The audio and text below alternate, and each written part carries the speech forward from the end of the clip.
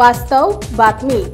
माळशिरस तालुक्यातील पारंपरिक राजकीय कट्टर विरोधक मोहिते पाटील आणि जानकर यांचे शुक्रवार दिनांक 19 एप्रिल रोजी मनोमिलन झाल्यानंतर माळशिरस तालुक्यात अनेक राजकीय घडामोडींना वेग आला असून उत्तमराव जानकर आणि मोहिते पाटील यांच्यापासून दुरावलेल्यांनी आणि दुखावलेल्यांनी माळशिरस तालुका विकास आघाडीच्या माध्यमातून माळशिरस तालुक्यात नवीन आघाडी तयार केली असून माळशिरस तालुका विकास आघाडीची बैठक रविवारी दिनांक 21 एप्रिल रोजी सायंकाळी 7 वाजता शिंगणापूर पाटी येथील काशी विश्वेश्वर मंदिरात आयोजित केली असल्याची माहिती माळशिरस तालुका विकास आघाडीच्या वतीने देण्यात आली आहे।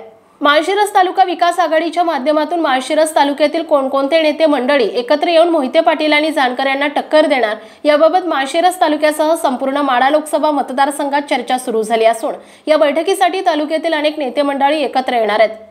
माळशिरस तालुका विकास आघाडीचा भाजपकडून पुरेपूर उपयोग केला जाऊ शकतो अशी ही चर्चा राजकीय जाणकारातून केली जाते। मात्र मोहिते पाटील आणि जानकर यांचं मनोमिलन या दोघांच्याही काही कार्यकर्त्यांना आवडलेलं दिसून येत नाही। या माध्यमातूनच माळशिरस तालुका विकास आघाडीची स्थापना झाली असल्याचं बोललं जात आहे। माळशिरस तालुका विकास आघाडीचे नेतृत्व कोण करणार याबाबतही अनेक तर्कवितर्क लढवले जात आहेत। मराठा आणि धनगर मतदारांची मोठी संख्या असणाऱ्या माळशिरस तालुक्यात माळशिरस तालुका विकास आघाडीचे नेतृत्व कोण करणार?